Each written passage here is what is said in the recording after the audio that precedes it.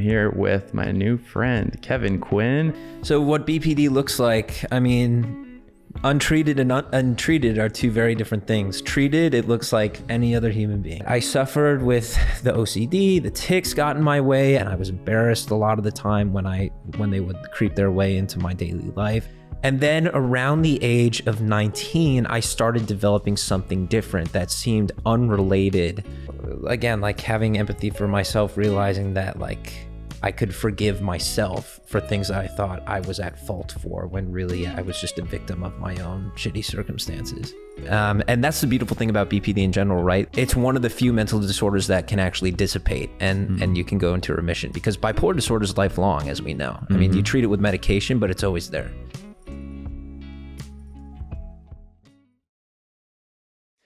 This is Rooted Recovery Stories, and I'm Patrick Custer, your host. So glad that each and every one of you are here joining with us today on this episode. If you're watching, you might notice this is not our normal set. We're filming off-site in Los Angeles, and I'm here with my new friend, Kevin Quinn, actor, singer. It is so awesome to have you on the show today. I'm excited to be here, man. I have a lot to say about this topic, so thank you for having me. Yeah, I can't wait to flush it all out. Where for so many of us, when we have all the tentacles of mental health that run through our lives, it's hard to say where it all began. Some of us have done more work than others to be able to identify, and sometimes it doesn't necessarily matter that we find the very beginning point. But I'm curious, when you talk about your story, what do you identify as like the beginning of when you noticed something being different in your psychology? Yeah, it's true. It's like, I like the way you phrase it, like something different in my psychology, right? It's like almost a neurodivergency kind of thing, which I'm totally cool with that. I first noticed it around the age of 8, believe it or not. Specifically, this is kind of a crazy story. I still like don't know if it plays a part in how my mental illness began. But when I was 8 years old, I had strep throat, and it was like just a normal episode of strep. But then like, this is according to my parents, who told me that like shortly after I had strep throat, I started developing tics, like physical motor tics, like shoulder twitches, blinking my eyes, clearing my throat, whatever it is, right? And my parents were like, that's odd. Like, what is that? And they took me to see a neurologist, and the neurologist mentioned something called PANDAS, PANDAS, which stands for like streptopical. I don't even know. Streptopical is the S or something. My cousin has it. Really? It led to OCD. Yes, because mine came with like an OCD diagnosis. The dormant virus of strep can live forever and called PANDAS, they now know, as of not too long ago, is directly correlated to OCD. Yes, that's it. So basically, wow. The whole idea was that like, it's possible that I could have had this strep infection, and it's, because it's a virus, it spreads to the brain. So it's not just affecting the throat, right, like a normal strep infection. It's a more rare type of strep infection that affects the area called the basal ganglia. So it's possible that may be what caused it, because, 20 years later, I now go to a psychiatrist and he tells me I have a basal ganglia issue. Really? So could that strep have like been the initiation of my mental health issues? I don't know. But all I know is I started getting these tics. It came with a diagnosis of OCD, where I felt like I had to wash my hands frequently, the typical OCD, the stereotypical symptoms. And I really suffered with that. I suffered with the OCD, the tics got in my way. I had to have some special accommodations at school. I would have to hide them and suppress them to the best of my ability. And I was embarrassed a lot of the time when they would creep their way into my daily life and my peers would see. It was horrible for a time. But eventually the tics got better as I got older, almost like I grew out of it a little bit. And then around the age of 19, I started developing something different that seemed unrelated to the like Tourette OCD, tic diagnosis, whatever that was. And I started having like emotional dysregulation is the best way I could describe it. Like, it was really terrible. I was acting impulsively. I would like drive, 60 miles per hour in residential neighborhoods, like just horrible, reckless behavior. So let me ask you, when you talk about emotional dysregulation, I think about two things. Were you having moments of your emotion, just feeling big emotions in and of themselves, or was it in response to like reactionary to other stimuli? It was both. Okay. It was both. I mean, I had a problem regulating emotions where I would get so wrapped up in a thought in my head that it triggered this intense anger or sadness or just unhealthy emotions, and I would act out. Or it could be based on a trigger, like if someone honked at me on the road, I would just a fit of rage, you know? And that's what did horrible behavior. Acting out typically look like for you? Just like, it was different from time to time. Like a lot of times it was like in my interpersonal relationships where I couldn't sustain relationships. I lost a lot of friends because I was like either disrespectful or mean. And, the ones that my real friends were the ones that stuck by me and knew that I was dealing with something and like encouraged me to get help. And then when I got better, they were able to see past what had happened and the scars in our relationship.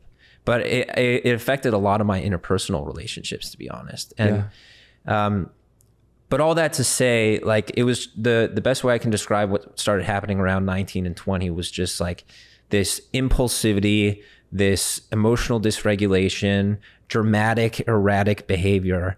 And initially it was misdiagnosed as mania. And I was given a bipolar disorder diagnosis. So I was hospitalized at a point where when I was 19, I got into a fight. Which I'm not. Was the hospitalization the result of the fight? Yes. And they sent me to UCLA Hospital, and I was put into UCLA Resnick Neuropsychiatric Hospital.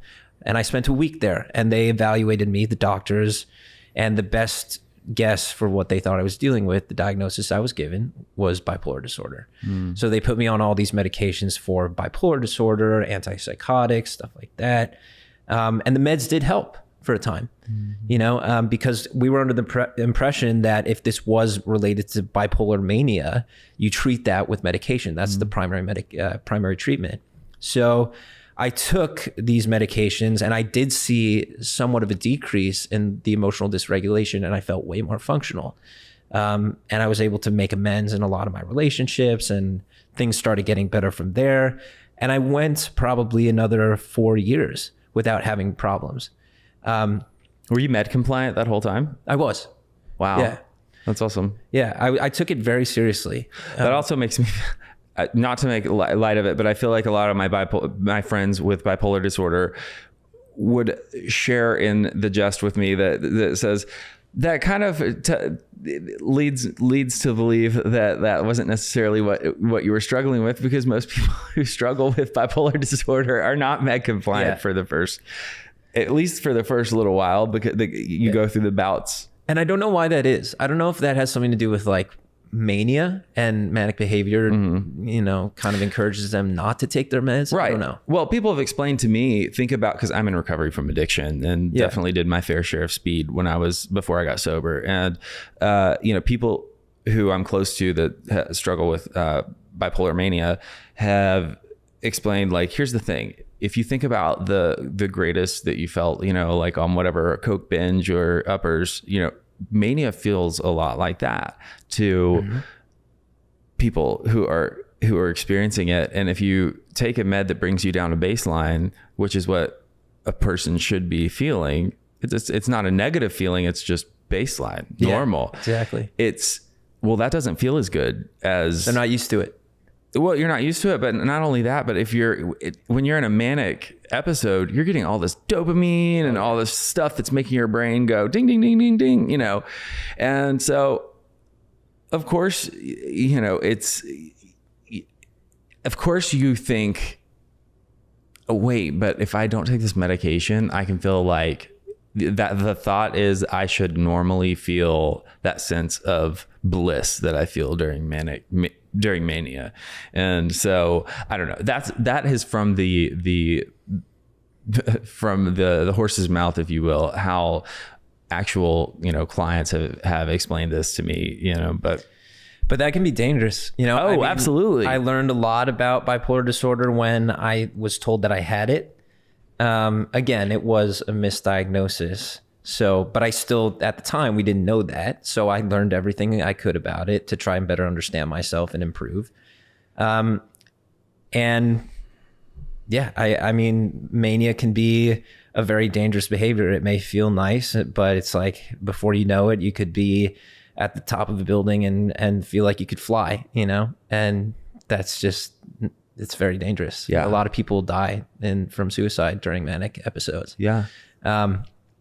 So I tried to be aware of that and understand that, which has encouraged me to be more med compliant, because on any chance that I was experiencing bipolar mania, I wanted to take my medication to avoid any bad things happening during an episode. However, I'll fast forward to the time that I was 22. Actually, no, around 20 and 21, I started getting side effects to the medications. I was taking this one medication called Seroquel, which is like a freaking tranquilizer, but I took it every night and thinking it was making me better. And for a time it was, but I started getting these side effects, and I think it was having some kind of a like psychotic effect on me when I would take it, because I felt like I would sometimes have distorted thinking. And I don't know why it wasn't working for me after 2 or 3 years, but it just wasn't. And then all of a sudden around 22, I had like a complete lapse in my brain function is the best way I can describe it. And I was on tour. I did this tour for 3 months, and I was on the road for 3 months. And it was a big tour. You know, I was playing arenas. I had to be on my game every night. And I would go back to the bus every night. I'd like stay up till 5 a.m. when all of my peers were asleep. And then I'd sleep in till 2, and then I'd wake up in like a depression. And but like this lapse in judgment happened when I returned home from tour to Los Angeles. Within 4 days, I started like getting these dissociative episodes. And I would like, I felt like I was losing my identity is the best way I can describe it, where I was not remembering certain things about who I was. I was not, like, for instance, I couldn't remember certain parts of myself.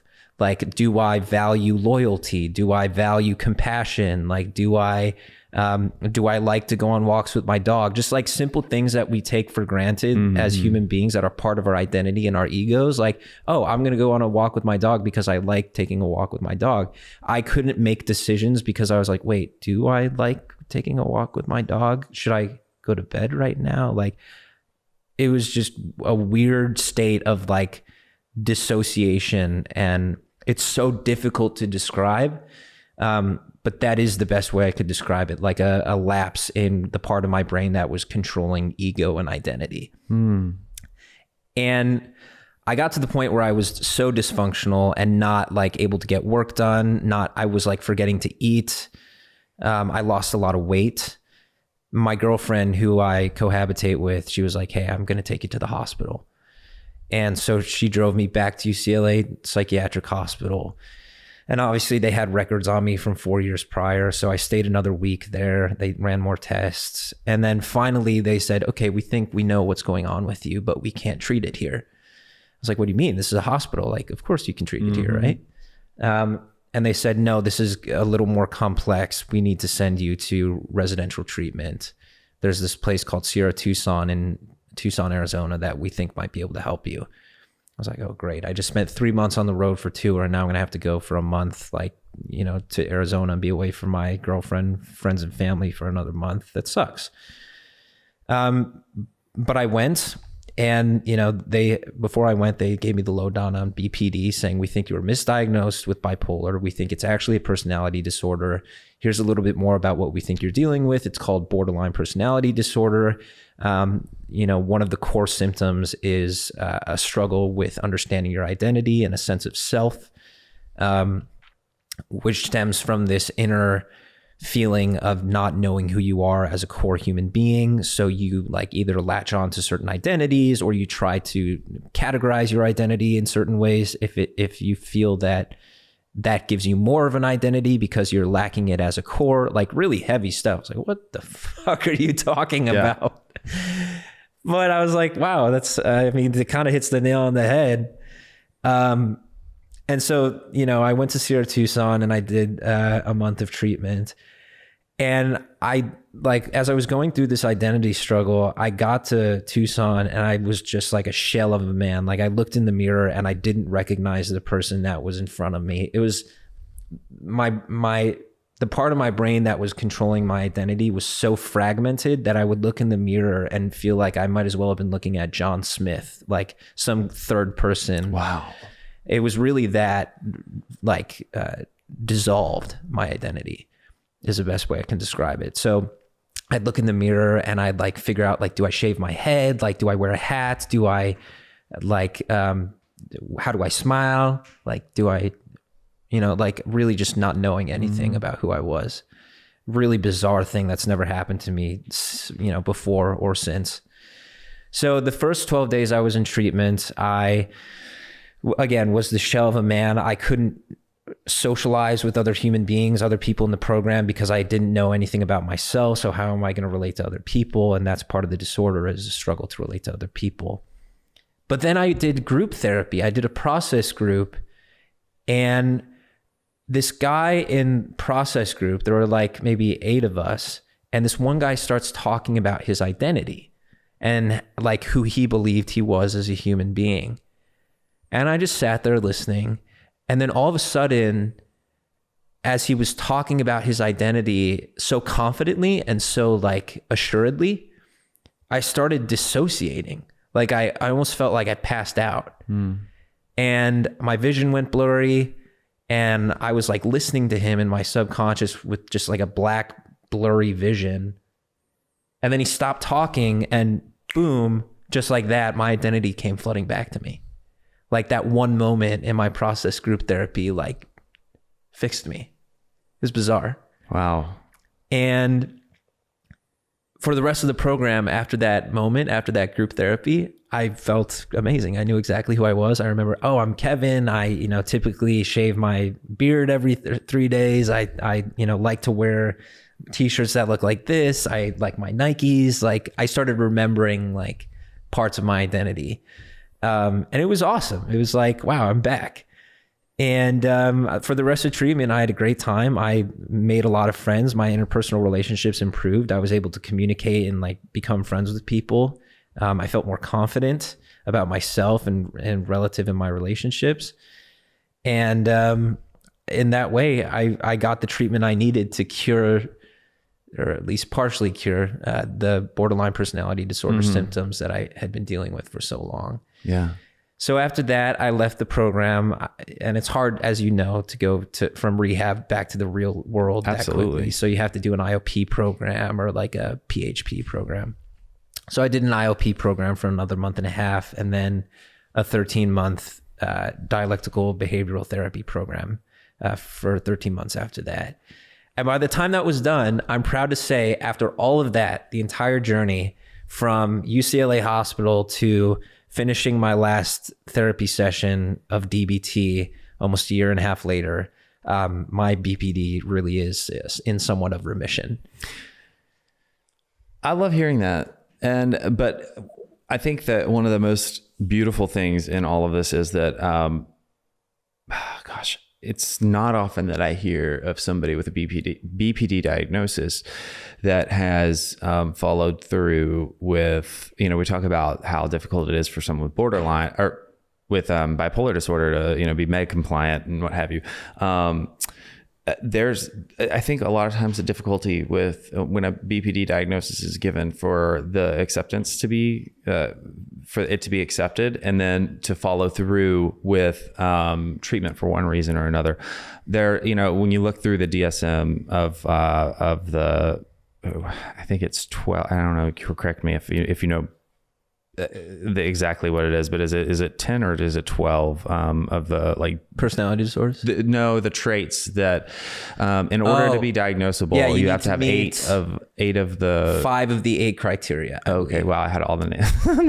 That's right, I did. But yeah, I think so, I could be wrong. Okay, so 5 of the 8, and so here's the interesting thing. Actually, while you mentioned that, it should be noted that there were times where I didn't meet all of the criteria. Really? Yes. And yet I was still given a working diagnosis of BPD, and it is the closest diagnosis to what I deal with. But it goes to say that you can't fit human psychology into one box. Right. Someone can still be dealing with something that is along the lines of this diagnosis, but it may not look exactly how it's supposed to be outlined in the DSM. Because human psychology is complex. You can't fit these things into a simple box of, here's the 5 criteria. If you don't meet it, you don't have it. It doesn't work like that. Right. Yeah. This podcast is brought to you by Promises Behavioral Health.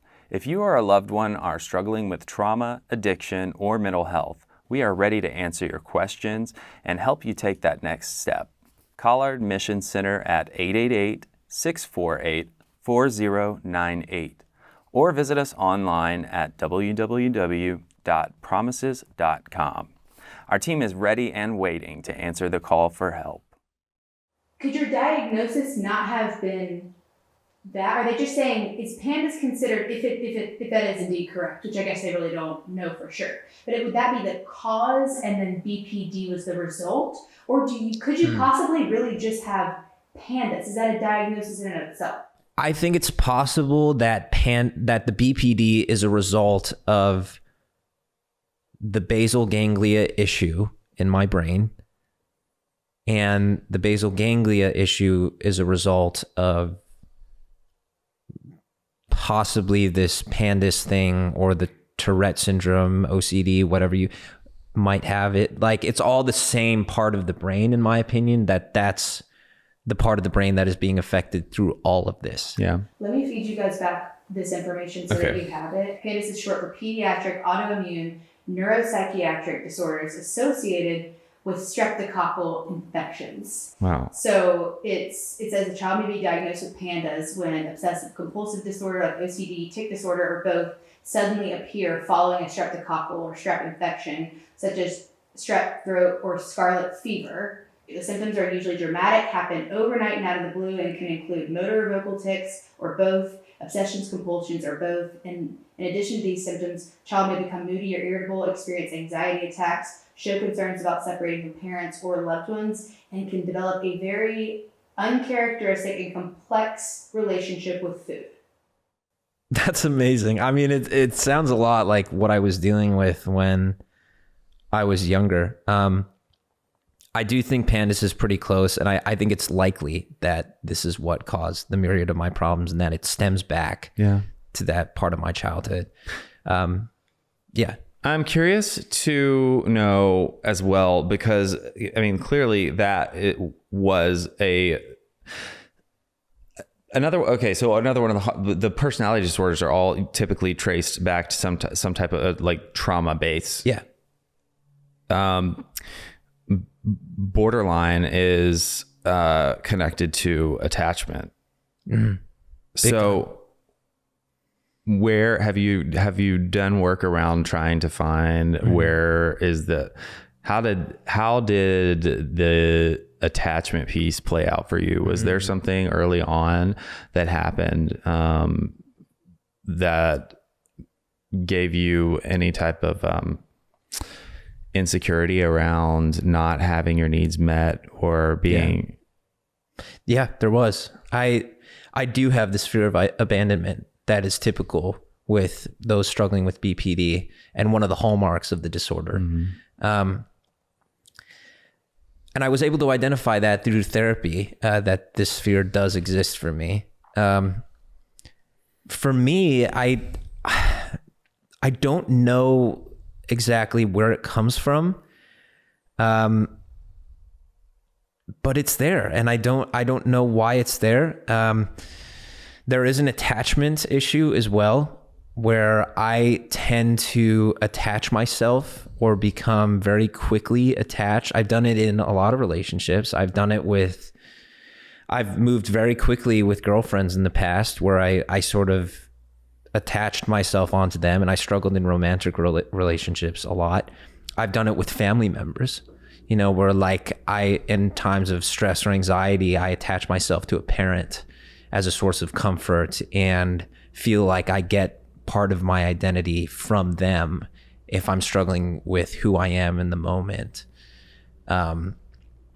So it's a very complex thing, and it presents itself in all kinds of my relationships and my friendships. But nonetheless, it is part of the disorder, and I think it's tied to the fear of abandonment.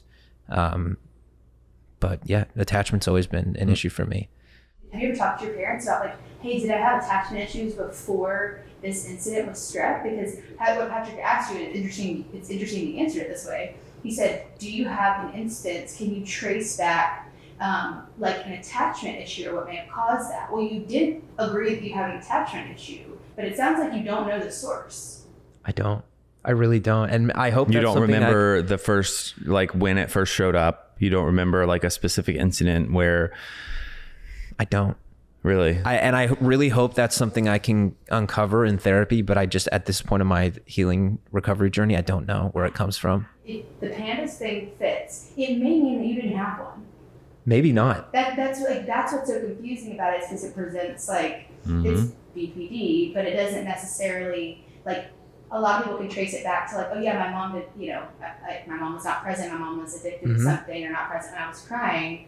And although you have attachment issues, you may never be able to uncover that source if, in fact, it did start from strep.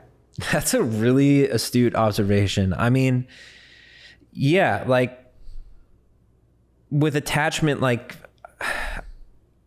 let me just say this. Like with BPD, there is this tendency for it to be a result of like abuse, either abuse or like invalidation.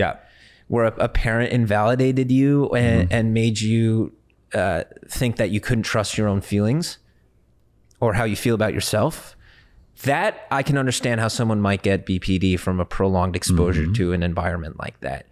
I never had that. I had very loving parents. I didn't have a traumatic childhood. I did some neuropsych testing through my healing journey, and the best guess that the neuropsych doctor said was like, it's possible that you just might have had difficulty relating to others as a child because of your genetic makeup and not because of any environmental or traumatic like circumstance. Wow. Very interesting. Could be a neurodivergent thing. Right. But I don't think there is like a particular instance where the attachment issues came from, unless it were a genetic thing like the strep or that part of my brain just being neurodivergent. Right. Well, it is fascinating because, and I mean, like, do you have to have it? It doesn't necessarily matter. I mean, like the thread is woven regardless, because you're identifying the like that hallmark of the fear of abandonment. And that's something that I think that everyone that struggles with or has, is in recovery from this diagnosis, shares in common, and gosh, when I think about, looking at the way how life gets stolen from people with BPD, I think exactly what you're talking about. Relationships suffer. it's impossible to keep and maintain them. And then because of that, you have just a distorted sense of self. And so I'm curious, like what has, and I'm such a big fan of it because thank God for Marsha Linehan, because before she came along, we literally had no effective treatment for BPD.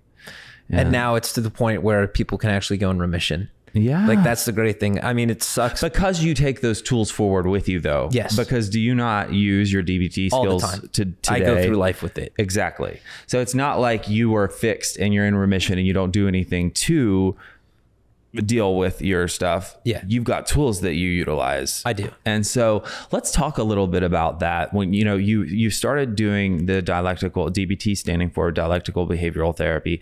Can you just, for all intents and purposes, I don't know anything about DBT. What is it? What did you learn about it? And how do you use it to help you? Yeah. Oh, it's helped me immensely. I mean, again, I attribute my partial remission to it. And that's the beautiful thing about BPD in general, right? Like if you do utilize the modalities of treatment and the therapies, it's one of the few mental disorders that can actually dissipate and you can go into remission, because bipolar disorder is lifelong, as we know. I mean, you treat it with medication, but it's always there. That's not the case with BPD. If you treat it, it tends to go away. And from my understanding, after 12 years, 99% of people, their symptoms are completely gone. And it's something like after the first year, 78% of people have their symptoms completely gone.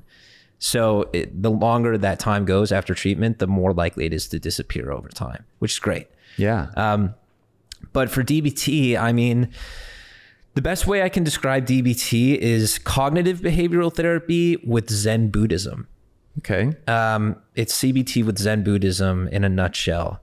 But I can give you examples of like certain skills that I use. Mindfulness is the biggest one. It is they push it on you the most out of any of the other modalities in the treatment.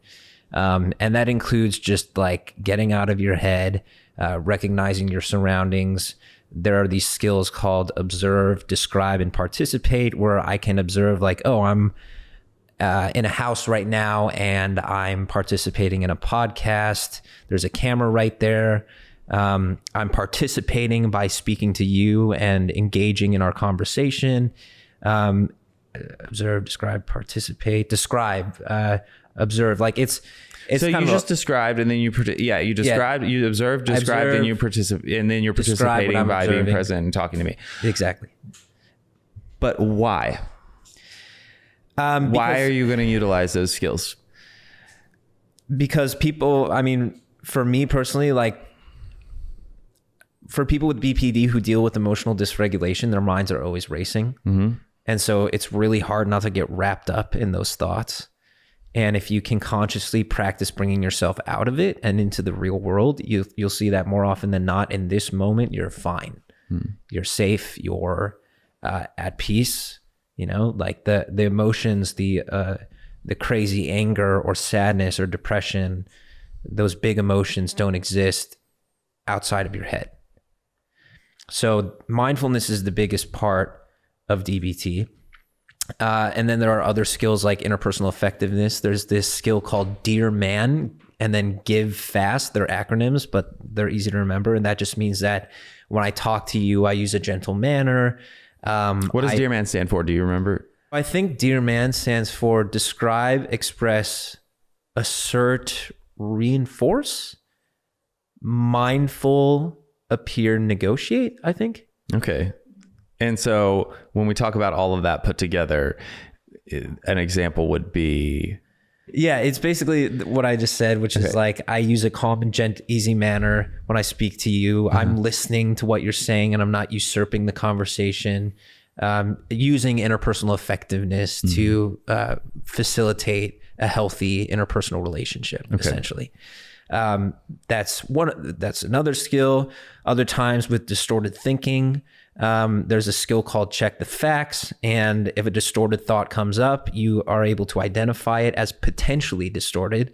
And you can validate whether or not it is distorted by asking, is that a fact? And using logic to assess whether or not that is a fact. And if it doesn't add up to be a fact through logic, it's a distorted thought. What's another skill? There's a skill called wise mind, which is, if you can imagine a Venn diagram, and in the middle is wise mind, which is the healthiest mind. And then on one side is emotional mind, and the other is logic mind.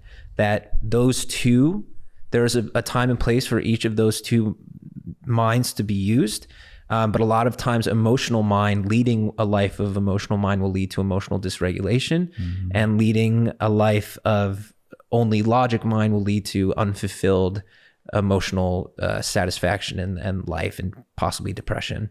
So if you can combine the two and combine your emotional mind with logic to say, I have all these like big feelings and you know, intense happiness or depression or sadness that just are overwhelming. But if I can sort of put logic to it and say, I'm going to like, you know, applying a technique called acceptance and change, which is another pillar of DBT. Like I'm going to, if I'm feeling intense sadness, I'm going to use logic and therefore my wise mind to turn it around by focusing on doing something that brings me intense joy. There's another skill called distraction. It could be just turning on the TV and distracting yourself from your thoughts for a period of time, or going out and gardening or something like that and engaging in a task. You could listen to music really loud if you're feeling very angry, to sort of have a healthy outlet. I mean, there's a lot of people, you'd be surprised, a lot of people have actually taken DBT, especially in the entertainment industry too. Like I know Pete Davidson's done it with his BPD, and Selena Gomez for her bipolar. It's effective. They found it's effective for so much more than just borderline. Yeah. And I just wanted to touch on one of the things. So again, one of the hallmarks of borderline personality disorder is also black and white thinking. Oh, that's so, you know, you talk about the emotional mind and the logical mind, how easy it is to fall into one or the other, and thinking that the only choice you have in that moment is to live /or believe that this world is the only one, and you completely forget about the other one. I lived my life for years not knowing it in black and white. I lived thinking that things could only be going really great for me or really shitty, or I could really like this person and love them. They're the best thing that ever happened since sliced bread, or I really hate their guts. And that's not a healthy way of living. No. But it applies to all aspects of life, this black and white thinking. And so the DBT modality really strives to combine two worlds and live in this gray area. It's why also acceptance and change is such a big idea, which is if you're feeling a certain way, like intensely sad, you counteract it with intense joy and find yourself, the result is something in the middle gray area. You said you lost friendships. Many people don't know what BPD looks like. Even though they might have someone in their life that's either undiagnosed or diagnosed, they just don't know about the diagnosis. So if you were to give an example from day to day, right? Like what can you walk us through how your relationships and your emotions looked different, especially compared to how they look today in a state of remission and healing? Yeah.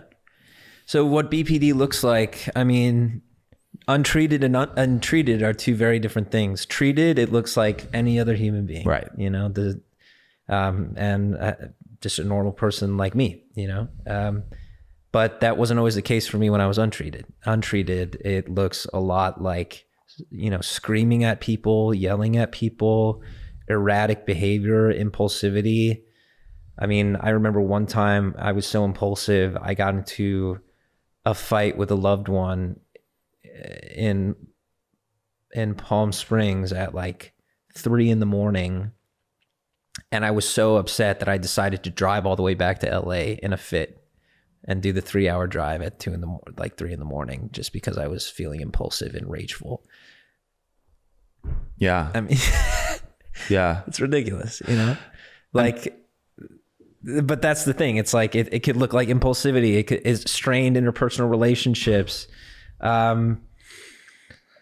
It could look like black and white thinking. If you're in a conversation with someone struggling with BPD, they may love you one second, then be really cold to you the next, because their opinions of you are black and white at times and constantly shifting, or it's a reflection of themselves in that their opinions about themselves and who they are is constantly shifting.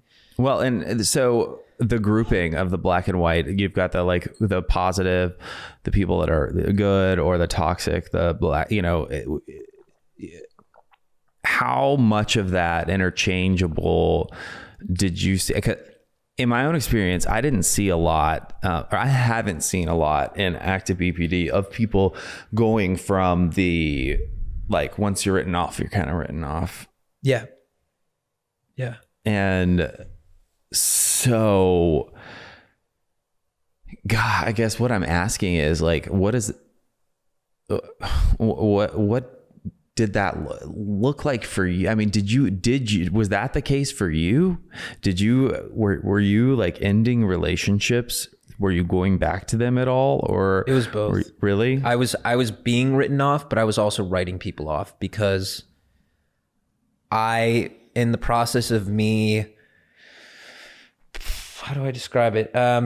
In the process of me having this black and white thinking, if I loved someone and they were my best friend 1 second, and then suddenly something happened and that opinion shifted, I would like cut contact. And some of them I never reached out to again. And then some of them, if my opinion of them changed again, where I love them all over again and they're the best thing since sliced bread, then I reach out again. But at that point, they may not want anything to do with me. So it was a little bit of both. It's like sometimes I would cut off relationships. Sometimes people would cut off relationships with me because they probably knew something was up and just couldn't handle the instability and stress that a relationship with me brought. I really struggled in my family life, my romantic relationships. People with BPD just want to be loved like everyone else. And so it was hard to like be dating, not knowing what was going on with me, and I couldn't hold relationships.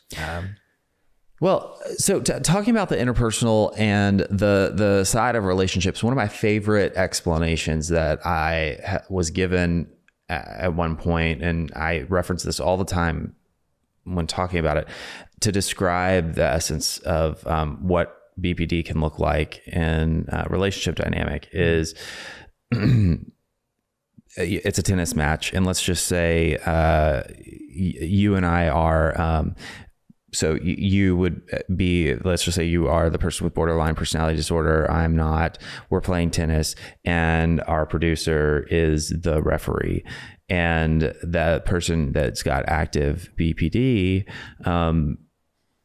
like I score fairly on you, and Aaron calls the shot that I got the score, and this is so devastating to you, and you have such a big emotional reaction that you're upset not only at me but also Aaron for calling the shot, because you're losing the game, and you don't understand why we're also not just as upset with you that this game is lost, and that the emotion is so big for you that if we aren't there with you in the same space, acknowledging and feeling how devastating this emotion is for you, there's no room for you to see that someone else is experiencing joy in that same time, and it's just a game. Yeah. That's a great way to describe it, actually. It's the best way I've ever had somebody explain that to me, because it's not demonizing. There's so much that you can hear about BPD that makes it sound like it is taking the humanity away from an individual that suffers with BPD. But the fact of the matter is you've got a real human being there that is experiencing reality in such a different way, and their emotions in such a different way. The reaction is what it is, and it makes it impossible to share any type of emotional situation with others, because yours is always going to win out over mine. Yeah. Or at least to me. To you. Right. And so when my interest in this part is asking you, what helped you move from that space where your emotions were the primary factor in relationship, and it became equal when, do you know what I mean? I do. I think what really helped me is that as I learned and became more self-aware through my treatment and recovery journey, I started to have more empathy for myself. And I think that in return led to more empathy for other people and seeing how I may have hurt them or how, you know, again, like having empathy for myself, realizing that like I could forgive myself for things that I thought I was at fault for when really I was just a victim of my own shitty circumstances. So I think empathy had a big part in that, if that makes sense. Yeah, absolutely. So what, today, what is I guess the transition, you know, like you said, you moved into a bigger place of empathy, utilizing more skills. Was healing linear for you, or did it kind of go like this, like up and down as you know, you were going into a place of remission? It was mostly linear. Really? Yeah, it was. There were dips of like moments where I like forgot to use my skills and I had like a moment, but for the most part, as time goes on, I continue to improve. Which is surprising because you'd expect it to not be so linear. Right. And I know for a lot of people it's not. Not. However, that's just my subjective journey. Yeah. I also think it's really great because I have such a great support network of people who love me, and I choose to live a healthy lifestyle. I don't drink because that tends to exacerbate emotional dysregulation when, you know, alcohol affects my state of mind. So I haven't had a drink in over 4 years. And I'm proud of that. And what else? You know, my parents are super supportive. My therapist is supportive. My psychiatrist is supportive. I have a job and I continue to work on a career, and live a productive life of not just like choosing to mope because living with BPD is hard, and it is hard, but I don't choose to sleep in every day for 18 hours out of depression. I choose to use opposite action and that's another skill, opposite action. Get out of bed, do something productive with my days every day. And it leads to a very fulfilling, productive life. And I have done a lot of great things in my life thus far. You know, I signed a record deal when I was 21. I get to work as an actor in a really exciting industry. I started a podcast. You know, it's not like You've done okay, so let's talk about that a little bit. You've done a hell of a lot, and it's all been through, correct me if I'm wrong, it's been through this period of time that we're talking about, no? It has been, which is, and I appreciate you saying that. It's kind of crazy to me because I feel like I shouldn't have been able to do all that while I was dealing with this, but I think it is a testament to my character, which is deep down, like even if I was struggling with this thing without a name at the time, I still wanted to make something of myself in my life because I knew I was capable. And I knew that I could lead a fulfilling, successful life, and not just my career, like my personal relationships as well. Like even now I've been with my girlfriend of 4 years, and oh man, like she's the best thing that's ever happened to me. And she's so supportive of the BPD stuff. Like she knows so much about it at this point. She flew out with me to Tucson to drop me off at rehab just out of the goodness of her heart.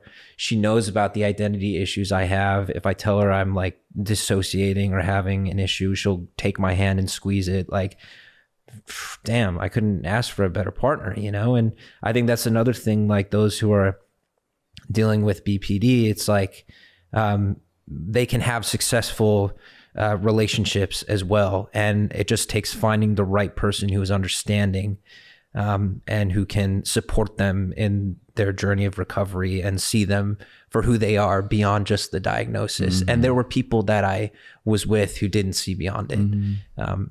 And the ones who can are the keepers. And that's the same thing with my friends, right? Like the friends who I could call at like 3 a.m. And there were friends that I call at 3 a.m, you know, like in tears over the phone, like, you got to help me, man. And they were there, and they've stuck with me, and we've had our ups and downs, but they know I deal with this thing, and they're always going to be there because they love me, you know?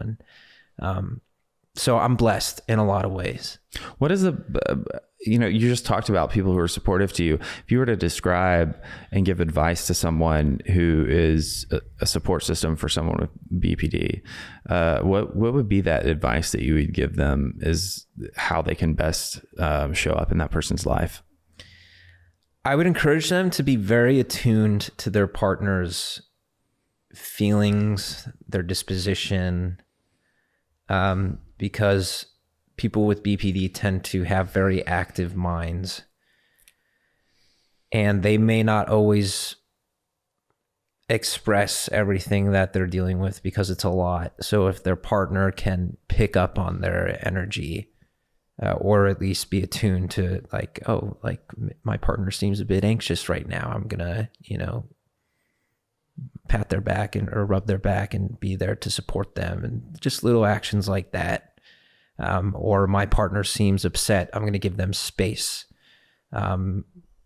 Stuff like that, For those who are not being treated for BPD, I think the best thing that a partner or a loved one or a family member can do is simply be aware of what the other person is going through and have empathy for them. And it's really hard to encourage someone suffering from BPD, especially if they don't know it, to like go get treatment or like go to therapy. And you can't just say, hey, you should go to therapy, because then it sounds like kind of passive aggressive, or like they've got a problem. And if they haven't accepted that they have a problem yet, they're not going to take to that very kindly. So I think going back to this dear man skill, maybe there's a way for partners and loved ones to say, hey, I noticed like you've been feeling, it seems like you've been feeling upset lately or down in the dumps. Would you ever be interested in talking to someone about it? Or is there anything I can do to help? And phrase it in a very gentle manner that you're genuinely concerned for them. Mm-hmm. And then if they let you, you can participate in hooking them up with a therapist or a treatment program. Yeah. But it's really hard. I know people who struggle with BPD who haven't yet accepted that they have this. And for me, it's different because I've gone through the journey. I've accepted. I live a healthy life post-treatment. But there are people out there who I see struggle with the exact same thing that I struggled with before I got treated. And I want so badly to just like send them off to Sierra Tucson, right? And say, you will thank me. But I can't, because the only one who can do that is them. Right. And that's really hard, because I also see how it affects their loved ones. If this is like a friend or a family member, so whatever, like, then I see how this affects other people in my circle, so it's just really hard. It takes what it takes for, I don't hate to do this, because it is what it is. Really with everything under the behavioral health umbrella, in order to get help, we don't, that age old saying of like, we don't change until the pain of staying the same hurts worse than the pain of change. So that's basically saying until the bottom, you don't hit your bottom, that makes you do something different until it hurts too bad to stay the same. Mm-hmm. And so those consequences being great enough look different for everybody. Yeah. Losing relationships, how many are enough? Oh, man. Yep.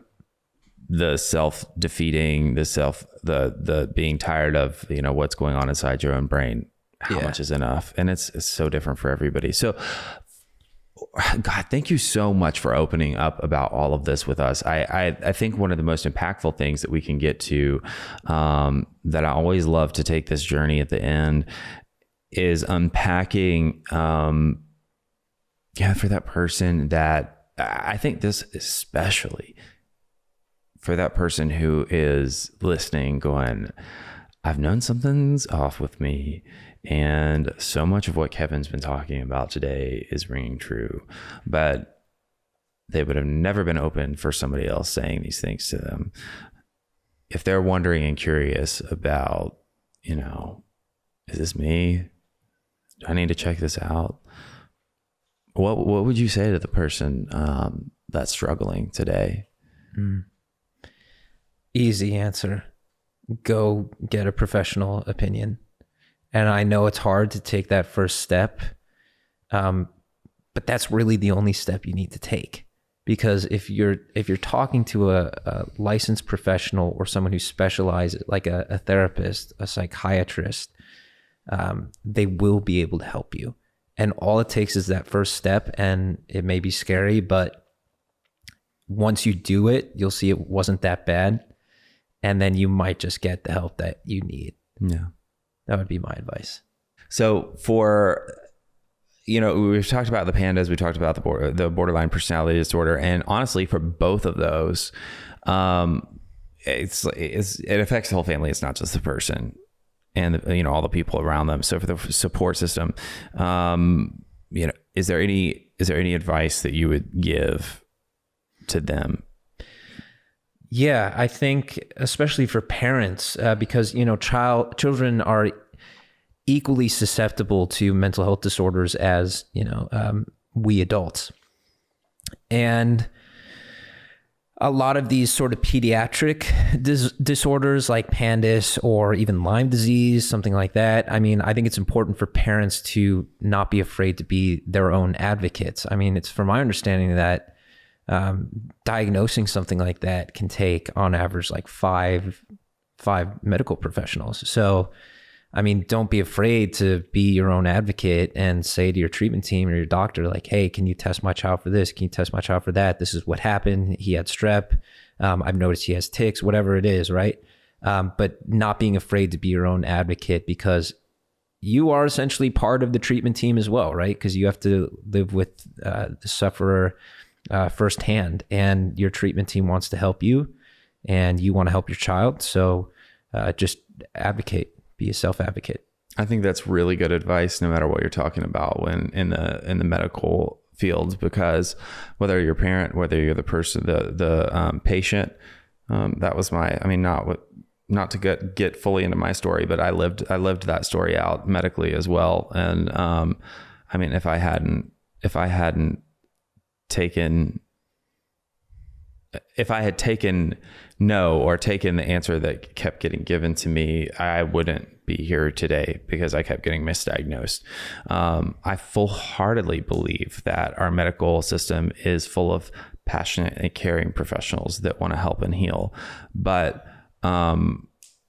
they can't see everything. I mean, even with all the technology and equipment and information that we have, they can't see everything inside of us at all times. And I think that it's I heard this one time and it's always stuck with me. I think it was my primary care provider who said that one of the best things that helps to inform providers, whether they're talking about behavioral health, any type of medical provider, inform best practice decision making, is the fact that the squeakiest wheel will get the most grease, meaning the thing that persists will give the most information, the best information to the provider to make the best decision. And it's called practice for a reason, because it's constantly being practiced. So being persistent about what is going on, I think, is so key, no matter if you're the person or you're the parent. Yeah. So, and it is just so great to hear. Your story is one of just such encouragement. And I have to say, I think that it's so much hope, because you are you are so young and so successful and high functioning in remission with BPD. It's possible. I appreciate that.